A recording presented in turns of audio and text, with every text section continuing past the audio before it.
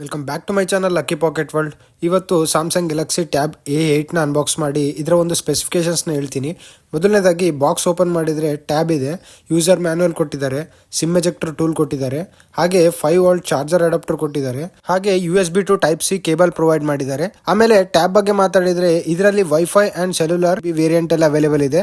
And ಹಾಗೆ ಇದರಲ್ಲಿ 3 colours options ಕೂಡ ಇದೆ, grey, pink gold and silver. And ಈಗ ಟ್ಯಾಬ್ನ ಸ್ಪೆಸಿಫಿಕೇಶನ್ಸ್ ಬಗ್ಗೆ ಮಾತಾಡಿದರೆ ಇದರ ಡಿಸ್ಪ್ಲೇ ಬಂದು TFT LCD ಜೊತೆಗೆ ಬರುತ್ತೆ. ಅಂಡ್ ಸ್ಕ್ರೀನ್ ಸೈಜ್ ಬಂದು 10.5 ಇಂಚ್ ಇರುತ್ತೆ.